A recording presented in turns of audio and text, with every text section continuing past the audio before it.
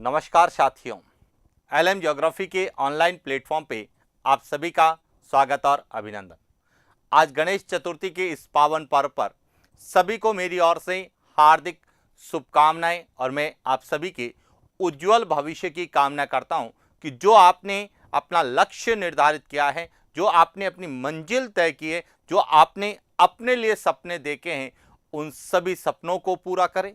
आप जिस मंजिल पे पहुंचना चाहते हैं उस मंजिल तक पहुंचें और जो आपने लक्ष्य निर्धारित किया है उस लक्ष्य को पूरा करें। इन्हीं शुभकामनाओं के साथ आज हम बात करने वाले हैं आरएस प्री के जुलाई और अगस्त माह की जो करंट अफेयर्स, जो हमें एग्जाम में पूछे जाने की संभावना है, उस समसामयिकी घटनाक्रम जो कि अंतर्राष्ट्रीय समसामयिकी घटनाक्रम के रूप में आज पढ़ने वाले, यानी कि अंतर्राष्ट्रीय स्तर की कौन कौन सी ऐसी घटनाएं जो हमें एग्जाम में पूछी जा रही है। क्योंकि हमारे सिलेबस में राजस्थान, भारत और अंतर्राष्ट्रीय समसामयिकी के कुछ मुद्दे हैं, कुछ घटनाएं हैं, कुछ चर्चित व्यक्तित्व हैं, कुछ स्थान हैं, उनके आधार पर प्रश्न पूछे जाएंगे। तो हम उन्हीं को आधार बनाते हुए जुलाई और अगस्त में जितने भी अंतर्राष्ट्रीय घटनाएं, अंतर्राष्ट्रीय व्यक्ति, अंतर्राष्ट्रीय मुद्दे या अंतर्राष्ट्रीय स्थान जो चर्चित रहे हैं उन पर हम लोग बात करेंगे।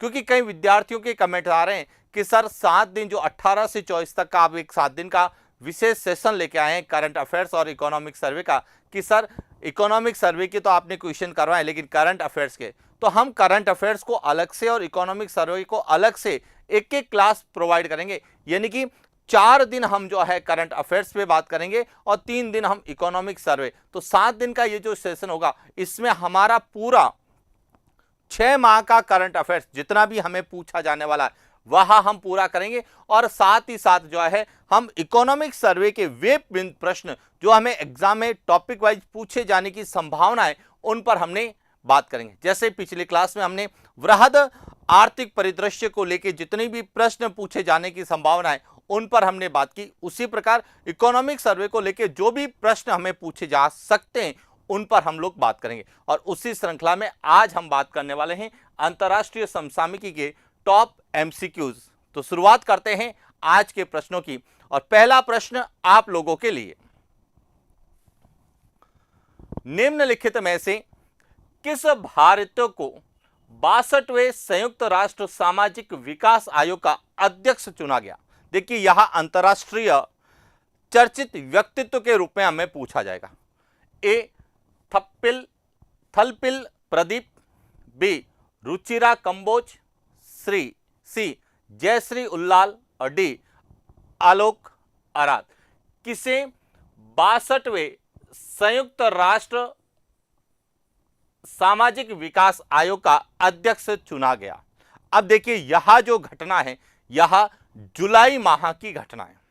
लगभग 28 जुलाई के आसपास, 28 जुलाई 2023 को 62वें सामाजिक विकास आयोग, यूएन का जो सोशल डेवलपमेंट कमीशन बना हुआ है, सामाजिक विकास आयोग है, उसका अध्यक्ष किसे चुना गया है? तो अब इसको पूरा अच्छे से समझना कि यूएनओ में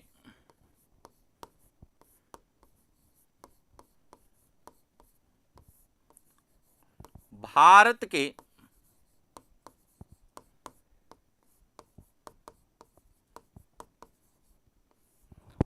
स्थायी सदस्य जिनका नाम है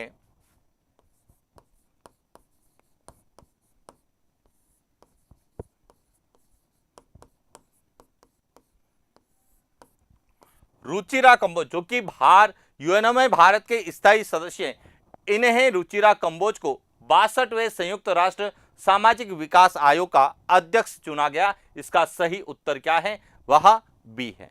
पॉइंट क्लियर। अब दूसरा और सबसे इंपॉर्टेंट है कि इनका कार्यकाल कब तक रहेगा? इनका कार्यकाल 2027 तक, 2027 तक जो है वह इस आयोग के अध्यक्ष पद पर सुशोभित रहेंगे या अध्यक्ष पद पर रहेंगे। तो पॉइंट क्लियर हो गया। अब दूसरा और सबसे इंपॉर्टेंट प्रश्न पूछा जा सकता है कि भारत के द्वारा संयुक्त राष्ट्र सामाजिक विकास आयोग के अध्यक्ष के रूप में कितनी बार अध्यक्षता की है? क्योंकि अभी हाल ही में भारत ने G20 की अध्यक्षता की है और 2024 में उसकी अध्यक्षता ब्राजील को सौंपी है। तो उसी प्रकार आपसे यह भी पूछा जा सकता है कि संयुक्त राष्ट्र सामाजिक विकास आयोग का भारत कितनी बार अध्यक्ष बना? तो यह ध्यान रखना, 2 बार। भारत 2 बार यूएनओ के संयुक्त राष्ट्र सामाजिक विकास आयोग का अध्यक्ष बना। एक तो बना था पहले 1975 में और अब बना है 2023 में। 2 बार भारत इस आयोग की अध्यक्षता कर रहा है, दूसरी बार कर रहा है। पॉइंट क्लियर हो गया? तो यह तो आपसे पूछा जाएगा रुचिरा कंबोज एक अंतरराष्ट्रीय चर्चित व्यक्तित्व के रूप में। अब दूसरा एक और नाम है थलपिल प्रदीप। अब यह भी अभी हाल ही में चर्चित रहे हैं। यह रसायन विज्ञान के प्रोफेसर हैं। इनका संबंध किससे है?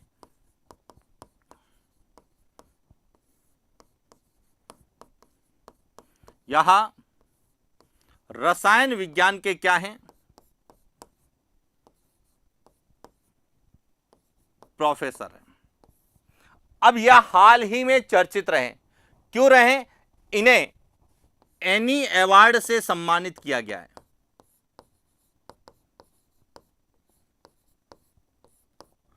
यानी कि थलपिल प्रदीप को एनी अवार्ड दिया गया है। अब किस क्षेत्र में दिया गया यह ध्यान रखना, इनको एनी अवार्ड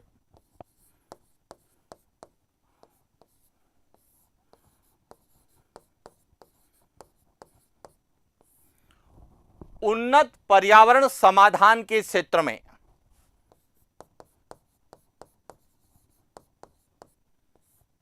उन्नत पर्यावरण के समाधान के क्षेत्र में भी इनको जो है एनी अवार्ड दिया। अब इन्होंने उन्नत पर्यावरण समाधान के क्षेत्र में क्या कार्य किया? तो देखिए, इन्होंने नैनो टेक्नोलॉजी का उपयोग किया। नैनो तकनीकी का उपयोग कर किफायती एवं स्वच्छ जल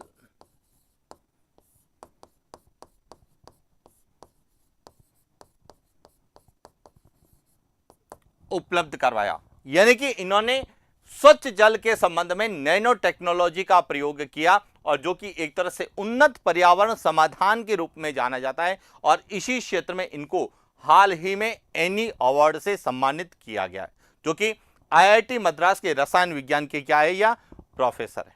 इसके बाद तीसरा है जयश्री उल्लाल। जयश्री उल्लाल भी हाल ही में चर्चित रही है। यह भारतीय मूल की एक महिला है जिसे हाल ही में वर्ष 2023 में अमेरिका में फोर्ब्स के द्वारा जो 100 शक्तिशाली महिलाओं को एक सूची जारी की गई, जिसमें भारतीय मूल की 4 महिलाएं, उनमें एक महिला है जयश्री उल्लाल। यानी जयश्री उल्लाल का संबंध किससे है? यह वर्ष 2023 में फोर्ब्स की 100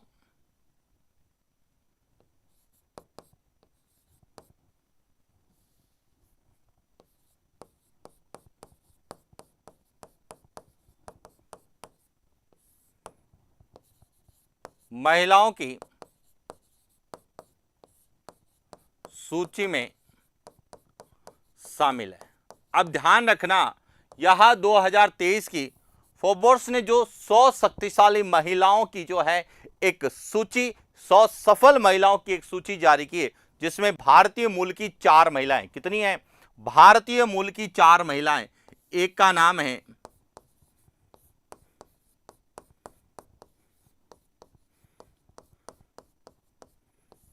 जयश्री उल्लाल, दूसरा जो नाम है वह है इंदिरा नूई,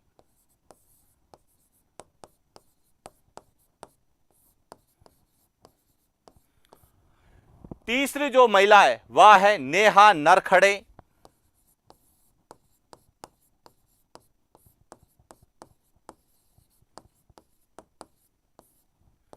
और चौथी जो महिला है जिसका नाम है नीरजा सेठ।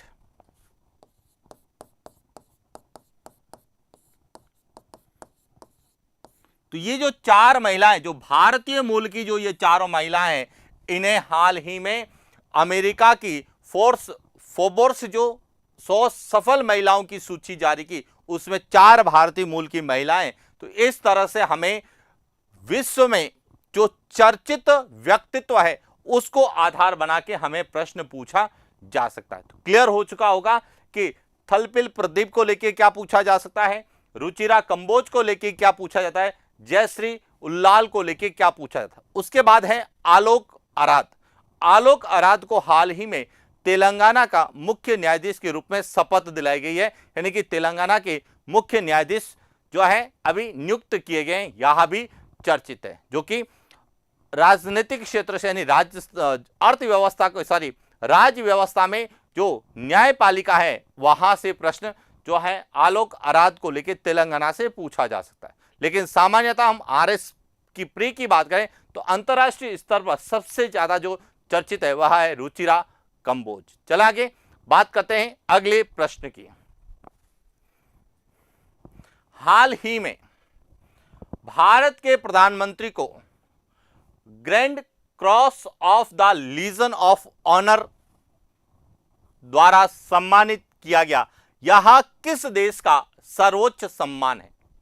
क्योंकि हाल ही में आपने देखा होगा कि भारत के प्रधानमंत्री जी की विश्व के अनेक देशों की यात्रा रही हो, चाहे वह पपुआ न्यू गिनी की रही हो, चाहे वह मिस्र की रही हो, वो फ्रांस की रही हो, यूनान की रही हो, या फिर जो है अन्य किसी देश की रही हो। तो अधिकांश देशों के जो सर्वोच्च सम्मान है वह सम्मान भारतीय प्रधानमंत्री जी को दिए गए हैं, यानी कि भारतीय प्रधानमंत्री जी को विश्व के अनेक देशों के द्वारा अपने सर्वोच्च सम्मान से सम्मानित किया गया। उसी में एक सम्मान है Grand Cross of the Legion of Honour. यह किस देश का सर्वोच्च सम्मान है?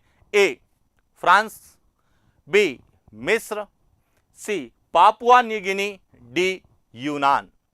अब आपको बताना है कि यह किस देश का सर्वोच्च सम्मान है। तो देखिए बात करते हैं एक एक सम्मान की। यदि हम बात करें फ्रांस, तो फ्रांस का जो सर्वोच्च सम्मान है वह है Grand Cross of the Legion of Honour. यह फ्रांस का सर्वोच्च सम्मान है जो हाल ही में भारत के प्रधानमंत्री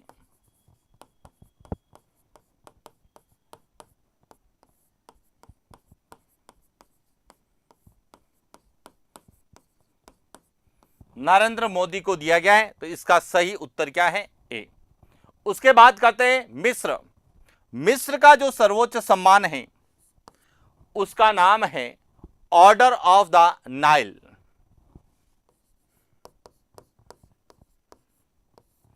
ऑर्डर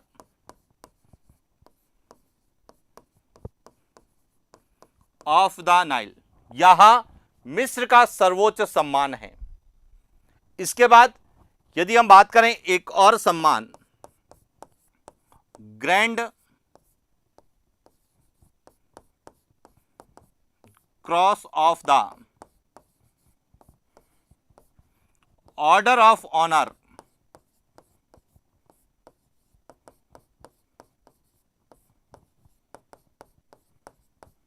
तो यह यूनान ग्रीस का सर्वोच्च सम्मान है।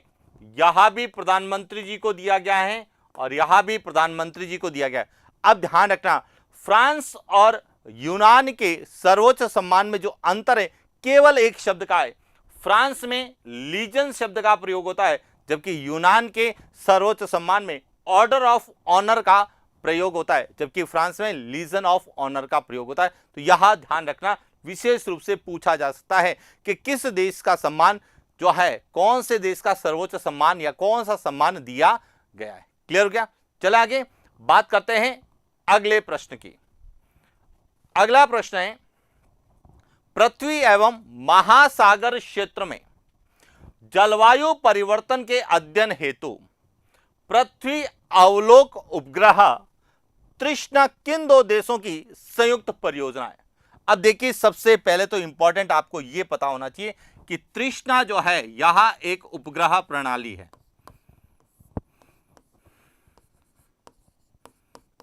यहां क्या है? उपग्रह प्रणाली। किसके लिए? कि जो पृथ्वी और महासागरीय क्षेत्र में जो जलवायु परिवर्तन हो रहा है उसके अध्ययन के अवलोकन के लिए यहां एक क्या है? उपग्रह प्रणाली है। और यहां दो देशों की संयुक्त मिशन के रूप में कार्य कर रही है। वहां है भारत और उसके साथ दूसरा है वह है फ्रांस। यहां भारत और फ्रांस की एक संयुक्त उपग्रह मिशन है जो कि पृथ्वी और महासागरीय क्षेत्र में जो भी जलवायु परिवर्तन होगा उसके संबंध में यह क्या करेगी? अध्ययन करेगा। तो क्लियर हो चुका है कि यह जो है उपग्रह तृष्णा किन दो देशों की संयुक्त परियोजना है। इसका सही उत्तर है सी, भारत और फ्रांस की यह संयुक्त परियोजना है। अब देखिए, यहां सबसे इंपॉर्टेंट है कि जब भारत के प्रधानमंत्री जी की फ्रांस यात्रा रही तो यहां भारत और फ्रांस के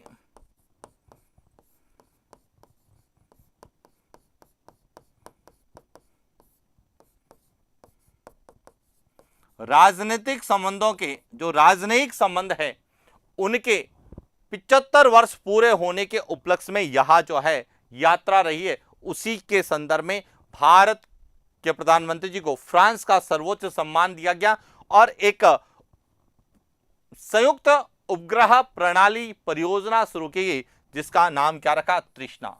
अब आपसे यह डायरेक्ट भी पूछा जा सकता है कि तृष्णा का जो संबंध है, हालांकि यह चीज तो पूछे जाने की संभावना नहीं है, यह पूछा जा सकता है कि तृष्णा क्या है। तो तृष्णा जो है एक जलवायु परिवर्तन का अध्ययन करने के संबंध में संयुक्त उपग्रह प्रणाली परियोजना है जो भारत और फ्रांस की संयुक्त। अब एक और ध्यान रखना जो सबसे इंपॉर्टेंट यहां से पूछा जाता है, क्योंकि भारत की प्रधानमंत्री जी की फ्रांस की यात्रा से पहले भारत के प्रधानमंत्री जी की जो है G7 का जो सम्मेलन हुआ था, G7 जिसका सम्मेलन कहां हुआ था? जापान में। जापान की भी भारत के प्रधानमंत्री जी की यात्रा रही और जब जापान की यात्रा की तो यहीं पर उन्होंने क्वाड के जो सदस्य देश हैं इन सदस्य देशों से भी यात्रा जो है बातचीत की। अब क्वाड में कौन कौन से सदस्य देश हैं? तो क्वाड के अंतर्गत एक तो है भारत,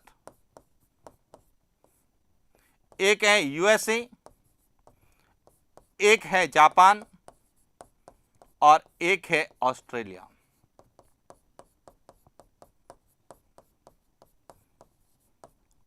ये क्वाड के 4 सदस्य देश हैं। अब भारत के द्वारा जो क्वाड के 2 सदस्य देश हैं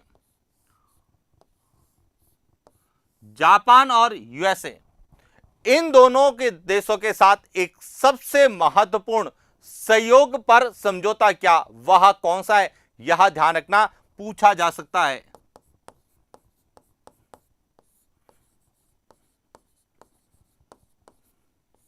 सेमीकंडक्टर जिन्हें हम कहते हैं अर्धचालक आपूर्ति,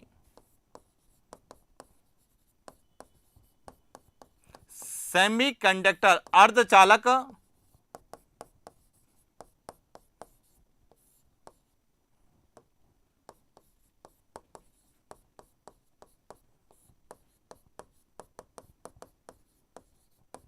सहयोग कि भारत के द्वारा सेमीकंडक्टर जो अर्धचालक है इनकी आपूर्ति श्रृंखला में सहयोग के लिए 2 क्वाड के सदस्यों के साथ समझौता क्या? यूएसए और जापान। यूएसए के साथ पहले कर चुका था और जापान के साथ जो है बाद में किया, और इसीलिए यहां जो है G7 का जो जापान में सम्मेलन हुआ, यहां न केवल जी सम्मेलन बल्कि क्वाड के लिए भी चर्चित है कि क्वाड के सदस्य देशों के बीच में भी यहां पर बातचीत हुई है, समझौता हुआ है, जिसमें सबसे प्रमुख समझौता हुआ है यूएसए के साथ। ऑलरेडी हम पहले कर चुके थे, और इसी के अंतर्गत, क्वाड के अंतर्गत, हमने जापान के साथ सेमीकंडक्टर को लेकर भी समझौता किया है। तो इसीलिए हमारा यहां से प्रश्न बन सकता है कि अर्धचालक आपूर्ति श्रृंखला विकसित करने में सहयोग के संबंध में किन देशों के साथ भारत ने समझौते किए हैं। तो क्वाड के सदस्य याद रखना, और क्वाड में जो 4 है उसमें से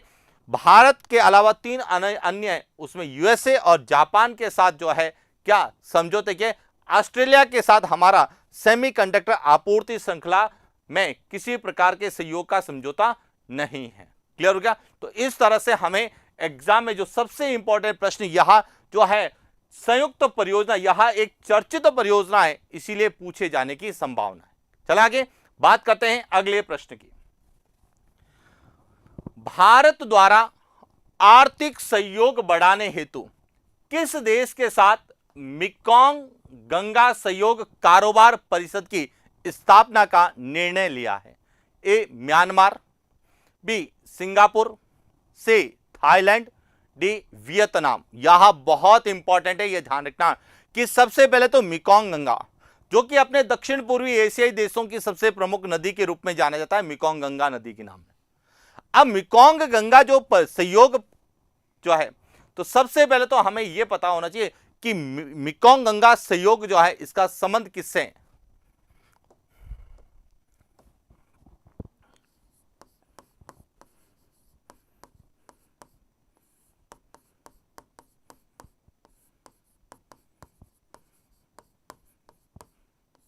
मेकोंग गंगा सहयोग संगठन यहां भारत,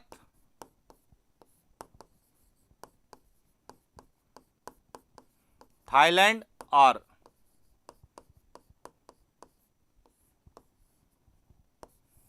म्यांमार के बीच में एक सहयोग संगठन है। पहला पॉइंट तो क्लियर हो गया।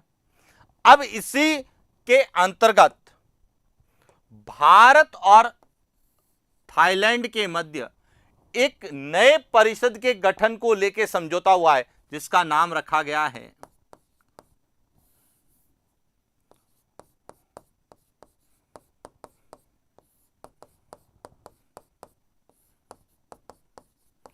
सहयोग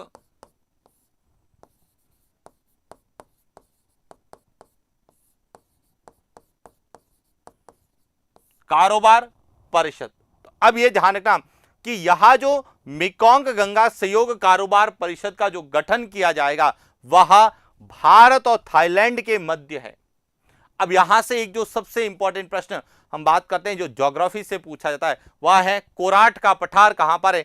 तो थाईलैंड में है, इसीलिए यह ज्योग्राफी के अंतर्गत भी पूछा जाता है, पठारों के अंतर्गत। और भारत और थाईलैंड के मध्य जो यहां एक मेकोंग गंगा सहयोग कारोबार परिषद का जो गठन का निर्णय लिया गया है, वह जुलाई 2023 में, 16 जुलाई 2023 की जो मेकोंग गंगा सहयोग बैठक हुई, उसमें यह निर्णय लिया गया है। इसीलिए हमें पूछा जा सकता है कि मेकोंग गंगा सहयोग कारोबार परिषद की स्थापना किन 2 देशों के मध्य की जा रही है? तो भारत और थाईलैंड के मध्य की जा रही है। इसका सही उत्तर क्या है? सी है। जबकि बैठक में भारत, थाईलैंड और म्यांमार तीनों देश हैं, लेकिन यह जो परिषद का गठन किया जाएगा, वह भारत और थाईलैंड के मध्य आर्थिक सहयोग को बढ़ाने के लिए किया जाएगा। Point clear? अब एक और शब्द यहां पर है दक्षिण पूर्वी एशियाई का, जिसका नाम है वियतनाम। अब आपने देखा होगा G20 को लेके कि जब G20 का भारत में सम्मेलन चल रहा था, उसी दौरान सम्मेलन के दूसरे दिन यूएसए के राष्ट्रपति की वियतनाम यात्रा रही है। वो यहां से सीधा वियतनाम गए। अब वियतनाम, जो कि विशेष रूप से आपने पढ़ा होगा कि जाना जाता है किसके लिए, तो यहां का जो सबसे प्रमुख प्रश्न जो अभी हाल ही में चर्चित है, वह है INS कृपाण। यहां ध्यान रखना, INS कृपाण यह एक मिसाइल लेस युद्धपोत है।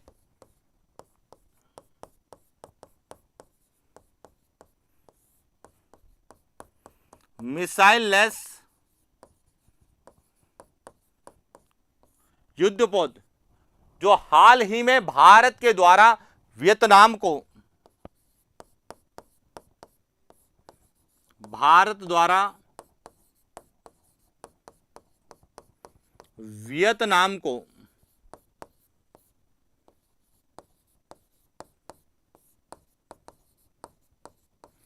उपहार स्वरूप दिया गया है, इसीलिए यह भारत और वियतनाम के मध्य रक्षा संबंधी समझौतों को क्या करता है, दृढ़ बनाता है। तो आईएनएस कृपाण जो कि एक मिसाइल लेस युद्धपोत है जो भारत के द्वारा वियतनाम को उपहार स्वरूप दिया गया, यानी कि दक्षिण पूर्वी एशियाई देशों को लेके, क्योंकि अभी हाल ही में G20 से पहले इंडोनेशिया में आसियान देशों का सम्मेलन भी हुआ है और जहां पर भारत के प्रधानमंत्री जी की यात्रा भी रही है। तो इसीलिए जो दक्षिण पूर्वी एशियाई आसियान के जो सदस्य देश है, इनका भारत के साथ जो समझौता है उनको विशेष रूप से पूछा जाता है। जैसे म्यांमार की बात करें तो भारत और म्यांमार के मध्य जो है आराकोमान पर्वत है जो सीमा बनाता है, ये पूछा जाता है। या म्यांमार में जो सान का पठार है वह पूछा जा सकता है। यहाँ पर जो एक शांत ज्वालामुखी, पोपा ज्वालामुखी, वह हमें एग्जाम में पूछा जाता है।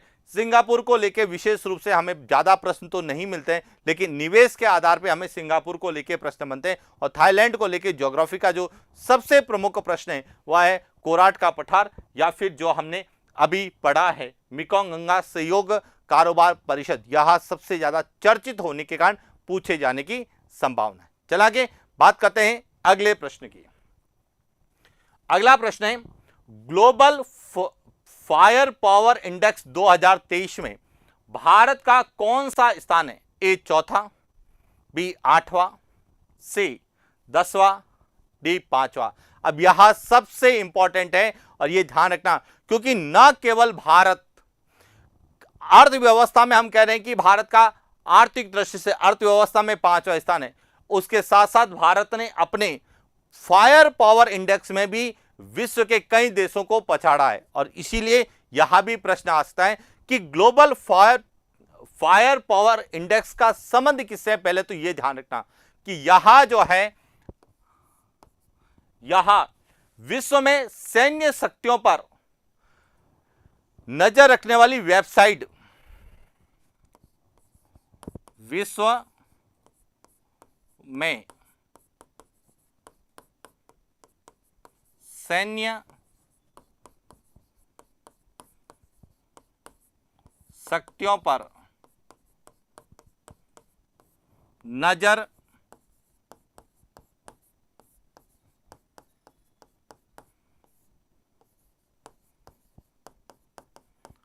वेबसाइट के द्वारा विश्व के 145 देशों के सैन्य शक्ति का आकलन किया। इस वेबसाइट के द्वारा 145 देशों के सैन्य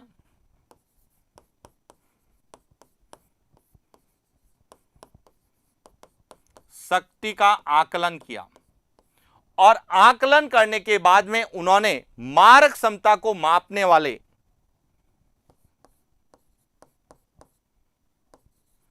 मारक क्षमता को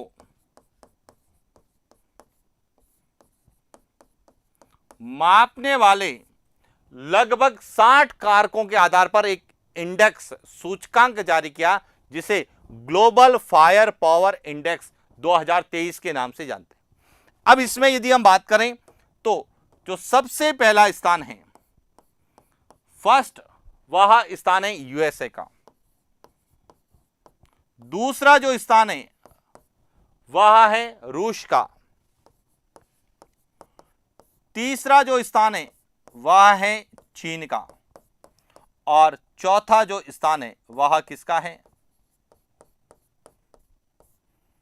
यहां ध्यान रखना, यह सबसे इंपॉर्टेंट है, क्योंकि जब हम चंद्रयान 3 की बात करते हैं तो उसमें चंद्रमा पे पहुंचने वाला भारत जो है विश्व का चौथा देश बना, लेकिन चंद्रमा पे उतारने वाला, दक्षिणी ध्रुव पर अपने जो है लैंडर और रोवर उतारने वाला पूरा विश्व का है, लेकिन चंद्रमा पर जाने वाला चौथा है। यूएसए, रूस और चाइना के बाद में हम चौथे नंबर पर हैं। यहां तक तो क्लियर होगा। तो इसीलिए ध्यान रखना, इसमें भी भारत का कौन सा है? चौथा स्थान है। यह विशेष रूप से ध्यान रखना। और 5वां स्थान जो है वह किसका है? ब्रिटेन का है। जापान हमसे पीछे है, इटली भी हमसे पीछे है। यदि बात करें जापान की तो जापान का 8वां स्थान है। 8वां स्थान किसका है? जापान का। इटली की बात करें तो इटली का 10वां स्थान है। 10वां स्थान किसका है? इटली का। तो विश्व के जितने भी विकसित देश हैं वहां इस ग्लोबल फायर पावर इंडेक्स में जो है 3 देशों को छोड़कर सभी देश भारत से क्या है? वहां पीछे। यानी कि इसमें एक ही जो है विकासशील देश है और वह कौन सा है? भारत है। तो इसका सही उत्तर क्या हो गया? अब 8वां स्थान भी क्लियर हो गया होगा। 8वां किसका है? जापान का है। 10वां किसका है? इटली का है। 5वां किसका है? ब्रिटेन का है। और अभी G20 में जब भारत में सम्मेलन हुआ तो इन सभी देशों के, विशेष रूप से रूस और चीन के राष्ट्रपति को छोड़ दें तो सभी देश के राष्ट्रपतियों का जो भारत की यात्रा पर रहे, भारत आए, तो वह चर्चित भी रहे, चाहे वह इटली के हों, चाहे वह ब्रिटेन के हों, चाहे वह यूएसए के हों। क्लियर हो गया? तो चले आगे बात करते हैं अगले प्रश्न की। वर्ष 2023 में भारत किस देश के साथ अपने राजनयिक संबंधों की 75वीं वर्षगांठ मना रहा है? ए फ्रांस, बी संयुक्त अरब अमीरात, सी श्रीलंका, डी सऊदी अरब। यह सबसे इंपॉर्टेंट है कि हाल ही में भारत किस देश के साथ अपने राजनयिक संबंधों की 75वीं वर्षगांठ मना रहा है। अब यह सबसे इंपॉर्टेंट है, यह ध्यान रखना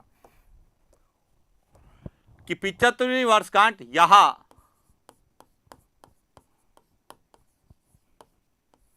श्रीलंका के साथ मना रहा है। यह सबसे इंपॉर्टेंट है, इसलिए इसका सही उत्तर क्या है? वह सी है, श्रीलंका।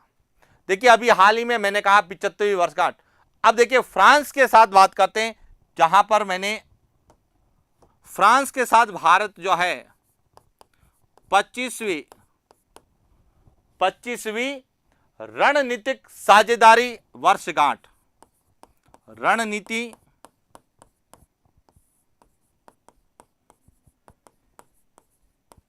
साझेदारी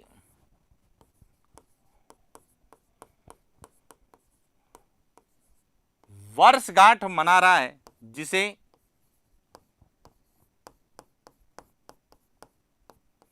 क्षितिज रोड मैप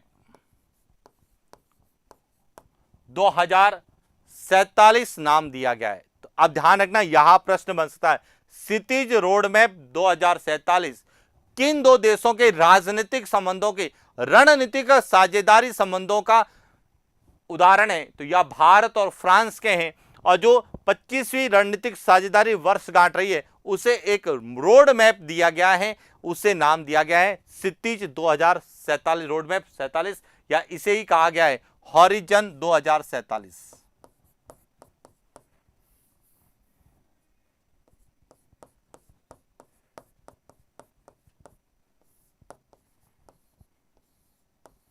हॉरिजन 2047 का संबंध किससे है? भारत और फ्रांस से है, जबकि 75वीं जो है वर्षगांठ जो मना रहा है वह श्रीलंका के साथ, जो कि अभी एशिया कप में आपने देखने को मिला होगा। चले आगे, इसके बाद एक और आता है जो है सऊदी अरब का। अब सऊदी अरब का ध्यान रखना, यह भी काफी चर्चित है, क्योंकि अभी हाल ही में हम कह रहे हैं कि आसियान का सम्मेलन हुआ है कहां? इंडोनेशिया में। तो आसियान मैत्री और सहयोग संधि, आसियान मैत्री और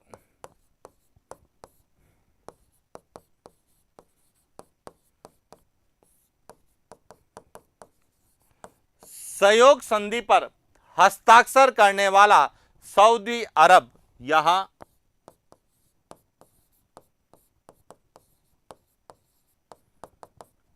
51वां देश है।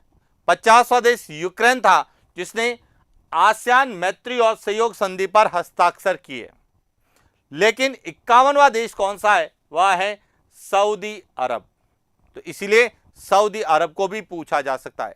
और आसियान जो कि दक्षिण पूर्वी एशियाई देशों का एक सहयोगी संगठन है, उसमें सऊदी अरब यह जो है बाहरी देश है, दक्षिण पूर्वी एशियाई देश नहीं है। तो इसीलिए यह ध्यान रखना, यह सबसे इंपॉर्टेंट है। और आसियान मैत्री और सहयोग संधि पर हस्ताक्षर करने वाला 51वां देश कौन सा है? तो वह सऊदी अरब है। 50वां देश यूक्रेन था। क्लियर? और इस संधि की जो है स्थापना जो हुई थी वह 1976 में हुई थी। 1976 में जो है इसकी स्थापना की गई थी, इस सहयोग संधि को बनाया गया था। पॉइंट क्लियर हो गया? चले आगे बात करते हैं अगले प्रश्न की। निम्नलिखित में से किस देश ने 32वें सदस्य के रूप में उत्तरी अटलांटिक संधि संगठन, जिसे हम नाटो के नाम से जानते हैं, उसकी सदस्यता ग्रहण की? ए नीदरलैंड, बी न्यूजीलैंड, सी स्वीडन, डी यूक्रेन। ध्यान रखना 32वां सदस्य देश यहां है स्वीडन। कौन सा है? स्वीडन, जो कि इस नाटो का 32वां सदस्य देश है। यह विशेष रूप से ध्यान रखना। और स्वीडन को लेके जो सबसे इंपॉर्टेंट प्रश्न आता है, स्वीडन का एक शहर है जिसका नाम है स्टॉकहोम।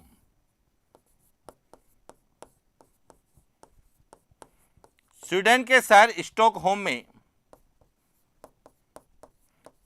5 जून 1972 को जो है प्रथम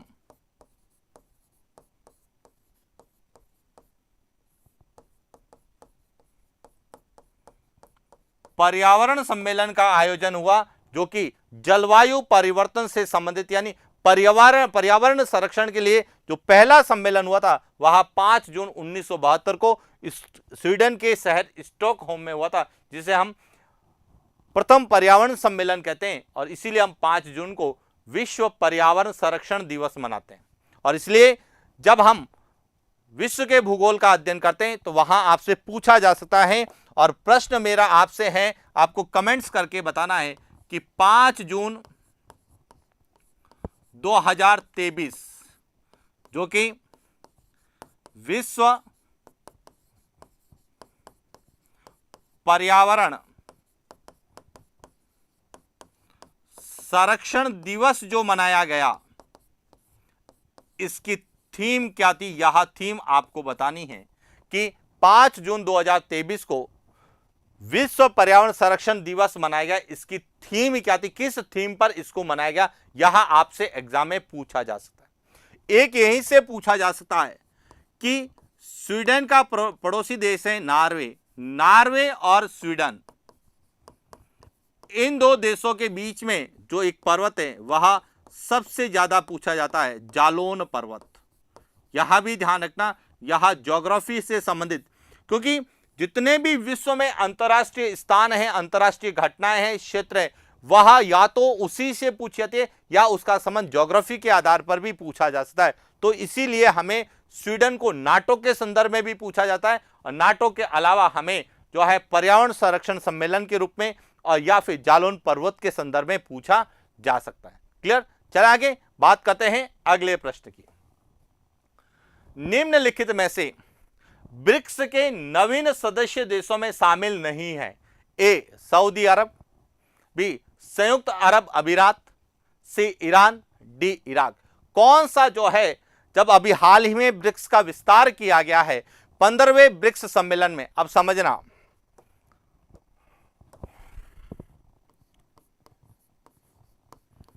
15वां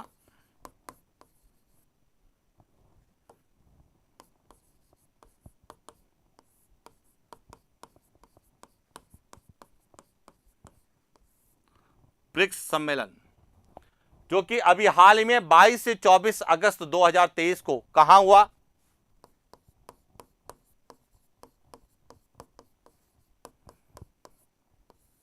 जोहान्सबर्ग।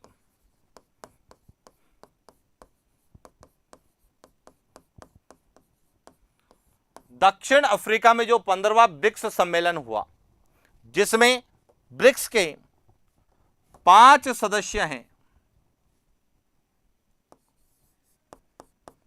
ब्राजील, भारत, चीन, रूस और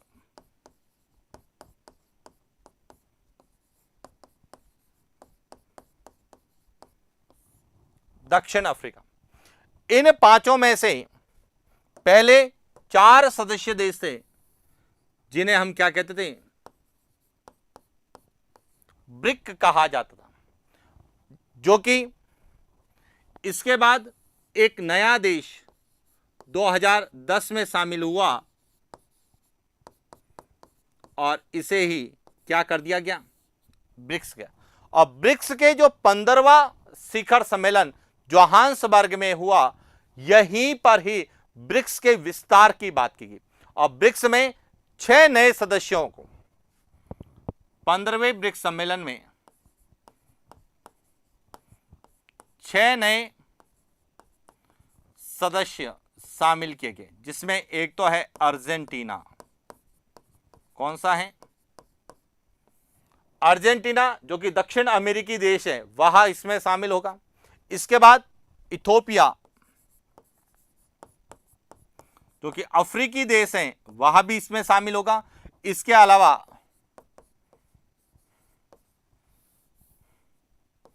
यूएई, संयुक्त अरब अमीरात, सऊदी अरब और ईरान, और जो छठा देश जो है वह इसमें शामिल होगा, वह है मिस्र। ये 6 जो नए देश हैं, यहां इस ब्रिक्स के जो है क्या बनेंगे, स्थायी सदस्य होंगे और इनकी सदस्यता 1 जनवरी 2024 से यहां ब्रिक्स के सदस्य। अब प्रश्न पूछा गया है कि कौन सा शामिल नहीं है, तो सऊदी अरब है, संयुक्त अरब अमीरात हैं, ईरान है, लेकिन ध्यान रखना इराक इसमें शामिल नहीं होगा। क्लियर होगा? अब आपका जो सबसे इंपॉर्टेंट प्रश्न बनता है वह पूछा जा सकता है कि इसका पहला जो है शिखर सम्मेलन कहां हुआ था। तो देखिए, ब्रिक्स का पहला शिखर सम्मेलन 2009 में रूस में हुआ था, यह ध्यान रखना, जब इसके 4 सदस्य थे। और जो इसका दूसरा, यहां तो पहला सम्मेलन, जो इसका दूसरा सम्मेलन हुआ था 2010 में, जो कि कहां पर हुआ, ब्राजीलिया, ब्राजील की राजधानी ब्राजीलिया में हुआ।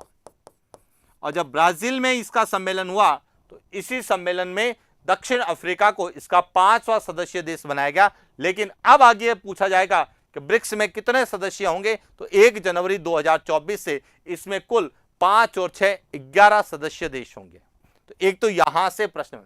दूसरा, ब्रिक्स के सदस्य देशों के द्वारा आपसी सहयोग को, आर्थिक सहयोग को बढ़ावा देने के लिए एक बैंक की स्थापना की गई है, जिसे कहा जाता है न्यू डेवलपमेंट बैंक, जिसे ब्रिक्स बैंक भी कहते हैं।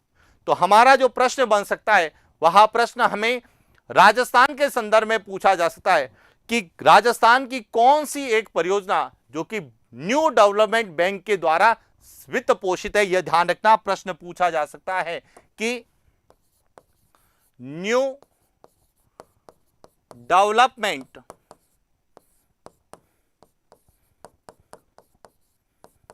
बैंक द्वारा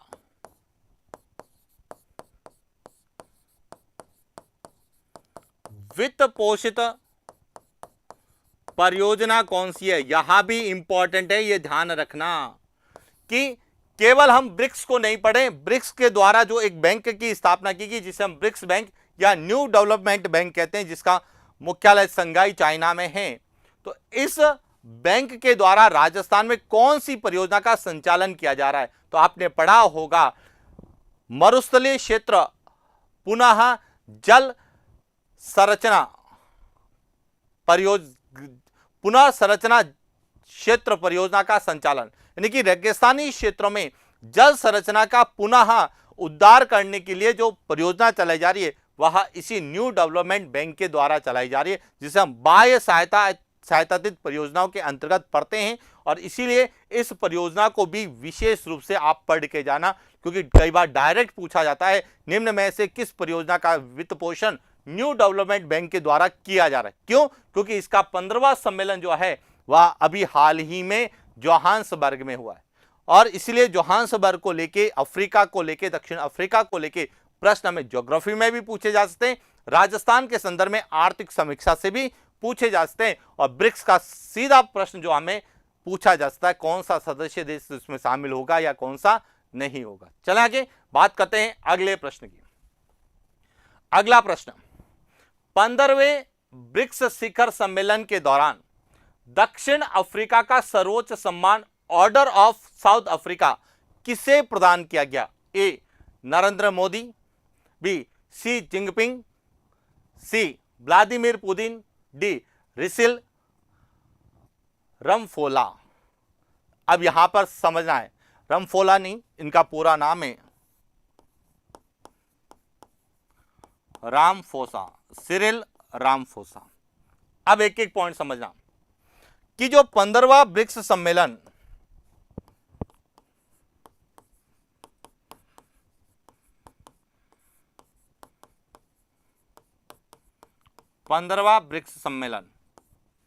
कहां हुआ? जोहान्सबर्ग,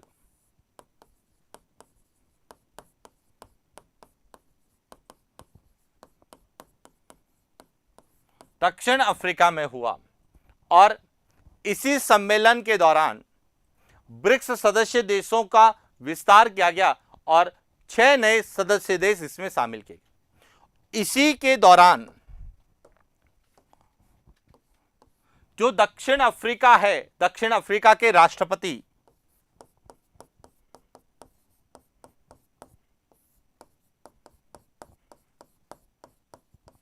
जिनका नाम है सिरिल रामफोसा, सिरिल रामफोसा के द्वारा चीन के राष्ट्रपति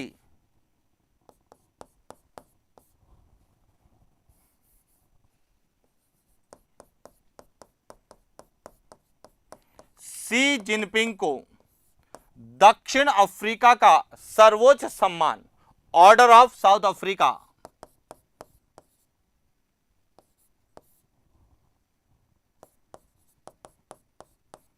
ऑफ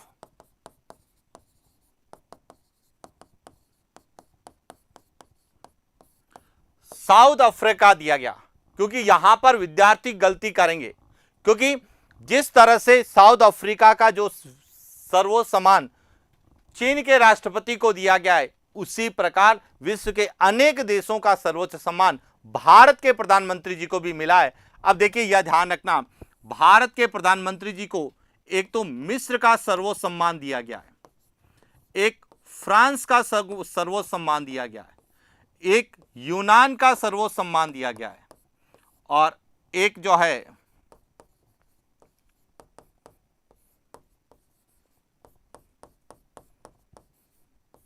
पापुआ न्यू गिनी। इन देशों की यात्रा जब की तो इन देशों का सर्वोच्च सम्मान प्रधानमंत्री जी को दिया गया है और इसीलिए विद्यार्थी जल्दबाजी में गलती करके कहीं भारत के प्रधानमंत्री को ना लिख दे, यह भी विशेष रूप से ध्यान रखना। क्लियर हो गया? चले आगे बात करते हैं अगले प्रश्न की। लेन का संबंध है ए उष्ण कटिबंधीय चक्रवात से, बी उपग्रह प्रक्षेपण प्रणाली से, सी संक्रामक रोग से और डी कोविड-19 का नया वेरिएंट। अब समझना लेन क्या है। लेन जो है यह एक उष्ण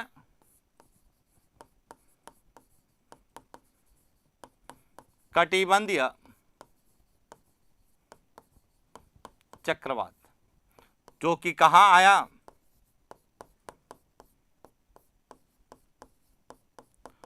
प्रशांत महासागर में, और जो किससे टकराया? जापान तट से, जिसे हम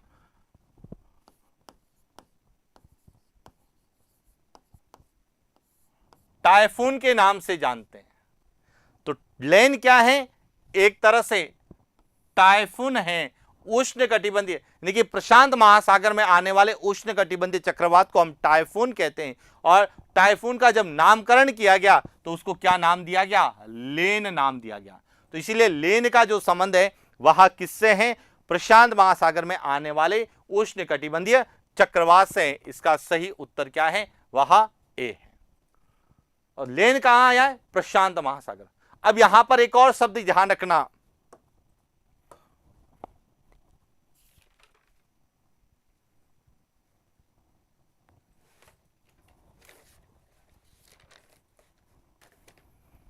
अभी हाल ही में एक और आया है जिसका नाम है तालीम।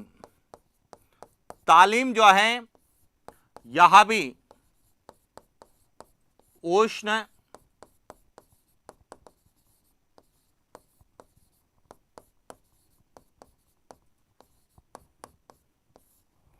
उष्णकटिबंधीय चक्रवात जो कि कहां आया है?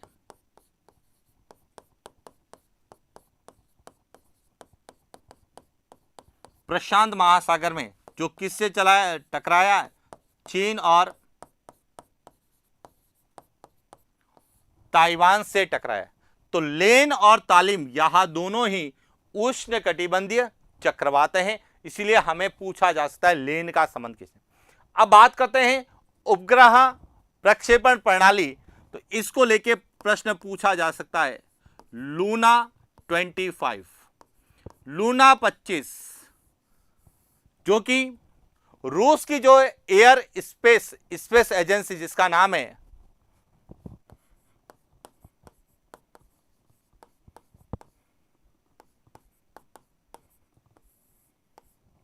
नाम है रॉस्कोमॉस,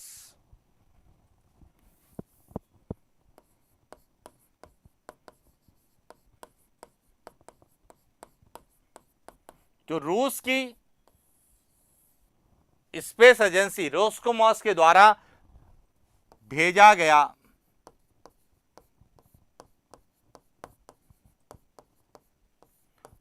चंद्र मिशन, जो कि लैंडिंग के समय क्या हो गया? असफल रहा, जो कि सॉफ्ट लैंडिंग करने में असफल रहा। तो एक तरह से यह रूस का जो है असफल चंद्र मिशन था, चंद्रमा का मिशन था, जिसे लूना 25 नाम दिया गया। इसी प्रकार एक शब्द और है संक्रामक रोग। अभी हाल ही में जो है ट्रेकोमा, जो कि आंख से संबंधित एक संक्रामक रोग है, यह भी काफी चर्चित रहा है, इसीलिए पूछा जा सकता है। और ट्रेकोमा को जो है इराक द्वारा ट्रेकोमा को पूर्ण रूप से खत्म करने वाला विश्व का 18वां देश बना है। इसीलिए ध्यान रखना, इराक को लेके, ट्रेकोमा को लेके प्रश्न पूछा जाता है, जो जनरल साइंस से पूछा जाता है कि ट्रेकोमा जो है इसका संबंध किससे है? तो यह संक्रामक रोग है जो कि आंख में होता है, जिसका जो वायरस होता है, बैक्टीरिया जो होता है, वह है क्लाइडीमिया।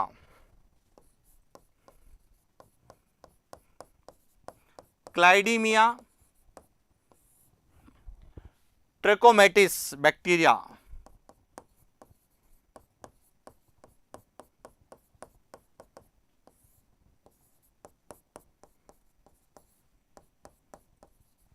बैक्टीरिया के द्वारा होने वाला यह एक क्या है?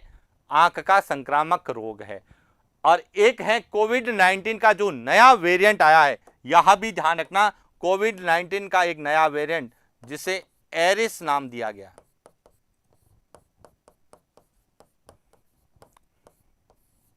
एरिस आपसे पूछा जा सकता है एरिस का नया संबंध किससे है? तो एरिस जो है यह कोविड-19 का नया वेरिएंट है और यह कहां मिला है? ब्रिटेन में। ब्रिटेन में जो कोविड-19 के नए वेरिएंट की खोज की गई उसे नाम दिया गया है एरिस, क्योंकि कई विद्यार्थी एरिस का सीधा संबंध किससे लगाएंगे? आंख से। तो ध्यान रखना, एरिस आंख का एक भाग है, लेकिन यह आंख का एक संक्रामक रोग नहीं है, यह ध्यान रखना। एरिस एक कोविड-19 का नया वेरिएंट है और ट्रेकोमा आंख का एक संक्रामक रोग है। और इसीलिए आपसे पूछा जा सकता है एरिस का संबंध किससे है? कोविड-19 का वेरिएंट है, आंख का संक्रामक रोग है, उपग्रह प्रेक्षण प्रणाली है या उष्णकटिबंधीय चक्रवात, क्योंकि ये सभी क्षेत्र चर्चित रहते हैं, इसीलिए हमें पूछे जाने की संभावना है। चला आगे बात करते हैं एक और प्रश्न की। लूनर पोलर एक्सप्लोरेशन मिशन किन दो देशों की संयुक्त परियोजना है? A Bharat USA, B Bharat Japan, C Bharat रूस, डी भारत फ्रांस। अब समझना, लूनर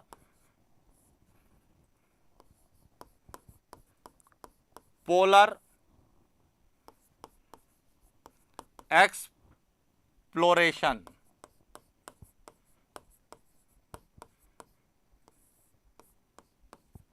मिशन, जिसे शॉर्ट में कहा जाता है ल्यूपेक्स मिशन। यहां जो है, यहां भारत और जापान, इन दो देशों की संयुक्त परियोजना है और इसका संबंध किससे है यह ध्यान रखना। यहां अगला जो है जापान और इसरो का संयुक्त साझा आगामी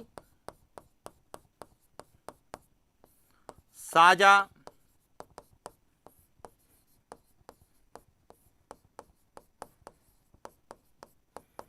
चंद्र मिशन जो होगा उसे क्या नाम दिया गया है? ल्यूपेक्स नाम दिया गया है, जो भारत और जापान का आगामी साझा चंद्र mission lunar polar exploration mission है। तो इसका सही उत्तर क्या है? वह है बी। क्लियर हो गया? चला आगे बात करते हैं आज के अंतिम प्रश्न की, और अगला प्रश्न है नोमैडिक एलिफेंट का संबंध है। ए संयुक्त सैन्याभ्यास, बी युद्धपोत, सी यूनेस्को की विश्व धरोहर, डी उष्णकटिबंधीय चक्रवात। अब समझना यहां से कि नोमैडिक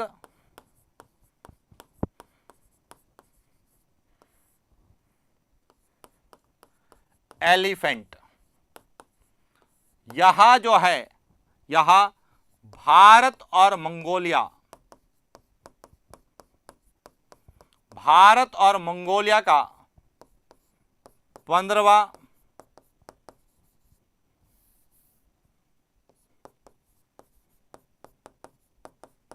संयुक्त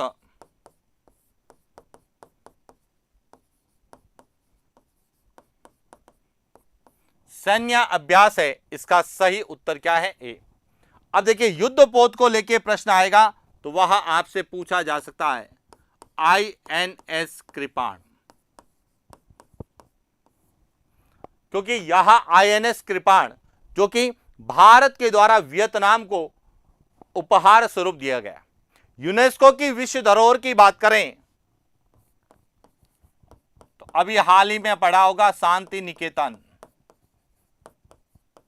जिसे यूनेस्को की विश्व धरोहर में शामिल किया गया है। भारत की पहली यूनेस्को की विश्व धरोहर कौन सी है? लाल किला। राजस्थान की पहली यूनेस्को की विश्व धरोहर है तो वह है जंतर मंतर। और प्राकृतिक विश्व धरोहर के रूप में बात करते हैं तो वह हम किसको कहते हैं? केवलादेव घना पक्षी विहार। और ऐतिहासिक और सांस्कृतिक के रूप में हम जंतर मंतर हैं। जयपुर परकोटा जो है नवीनतम यूनेस्को की विश्व धरोहर में शामिल होने वाला राजस्थान की एक सांस्कृतिक या ऐतिहासिक धरोहर है। कालबेलिया नृत्य है। उसके अलावा 6 जो है गिरि दुर्ग भी उसमें शामिल है, तो इसीलिए ध्यान रखना। और उष्णकटिबंधीय चक्रवात में एक तो आपसे लेन पूछा जा सकता है और दूसरा तालीम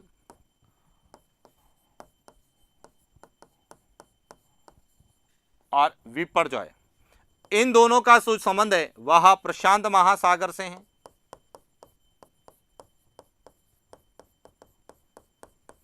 और इसका जो संबंध है वह अरब सागर से है। अरब सागर। तो इस तरह से वर्ष 2022-2023 में जुलाई और अगस्त के जो चर्चित अंतर्राष्ट्रीय समसामयिकी घटनाएं थी जिनको लेके क्या प्रश्न बन सकते हैं उन पर हमने बात की। तो ये था आज का हमारा सेशन, जिसमें हमने अंतर्राष्ट्रीय समसामयिक पर बात की। इसी तरह से हम राष्ट्रीय समसामयिकी, राजस्थान की समसामयिकी के जो महत्वपूर्ण प्रश्न जो हमें एग्जाम में पूछे जाने की संभावना है, उनके बारे में हम लोग बात करेंगे। और यह जो 7 दिन की हमारी सीरीज है, जिसमें हम 3 दिन इकोनॉमिक सर्वे को देंगे और 4 दिन जो है हम करंट अफेयर्स को लेके बात करेंगे। और एग्जाम तक हम इसी तरह से आपके साथ जुड़कर जो आपके इकोनॉमिक सर्वे और करंट अफेयर्स को लेके जो प्रश्न पूछे जा सकते हैं, उन पर हम चर्चा करेंगे। तो आप अपनी तैयारी को निरंतर रखिए। थोड़ा समय जो है आपको जब भी समय मिले, और आप अपने समय को इस तरह से मैनेज करें कि पूरे दिन में 1 से आधा घंटा जो भी आपका समय है, उस समय में जो है करंट अफेयर्स और इकोनॉमिक सर्वे के जो ये एमसीक्यूज है, इनको आप जरूर देखें। क्योंकि ये हो सकता है ऐसे कैसे नहीं पूछे जाएं, लेकिन इनमें से जिन शब्दों पर हम चर्चा करें, जिन शब्दों पे हम बात करें, वह शब्द, वह स्थान, वह व्यक्तित्व, वह घटना, उन शब्द घटना को हमें एग्जाम में देखने को मिलेगा। और हो सकता है थोड़ा सा भी यदि हमें हिंट मिल जाएगा तो हमारा प्रश्न गलत होने से बच जाएगा। तो इन्हीं शुभकामनाओं के साथ आज के लिए इतना ही। मिलते हैं नेक्स्ट क्लास। Thank you.